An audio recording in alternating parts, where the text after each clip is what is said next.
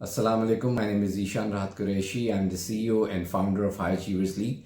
So today I've sampled 3 students who got admissions in fully funded PhD programs in US and 3 who got admission in fully funded master's programs. So I thought to discuss their profiles with you guys.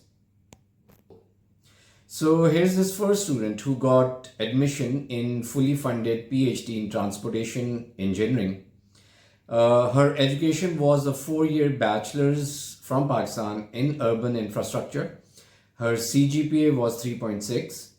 The number of years of work experience that she had in her field was 4 years, and she had one publication that was published in a local journal, and she had one conference paper. So here's this second student who got admission in a fully funded PhD in art education. His education was MA in art education from Pakistan. His CGPA was 3.92. He did not take the GRE exam. The number of work experience that he had in his field was 5, and he had no publication. Okay, so this third student who got admission in a fully funded PhD program, so that was in nutrition and food sciences. Her education was MPhil Nutrition from Pakistan. Her CGPA was 3.4. She did not take the GRE exam, and the number of years of work experience that she had in her field was 2. She had 2 publications, one in a local journal and one in an Asian journal. So let's talk about some students who got fully funded master's admissions. So this first student, she got admission in Masters in Fine Arts, which is also known as MFA in USA. Her education was a 4-year bachelor's in arts from Pakistan. Her CGPA was 3.3. She did not take the GRE. The number of years of work experience that she had was 1, and she had no publication. So this second student who got a funded master's in finance admission. So now this was not exactly fully funded, but mostly partially funded. So you can say that 70% of his financials were covered by the university, while he paid 30% for this. So he was a chartered accountant. He had a BS in commerce before that, in which he had 3.3 CGPA. He did not take the GRE exam, as in his university, in his program, the GRE was optional. The number of years of work experience, although he had 10 years of work experience, and he had no publication.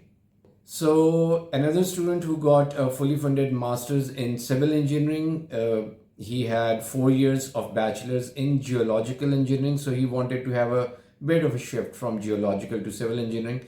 His CGPA was 3.0, but he did take the GRE. So his GRE was 313. In quant, he had a score of 163, and in verbal, he had a score of 150.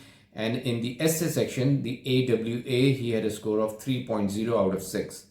The number of years of work experience that he had was 1, and he had no publication.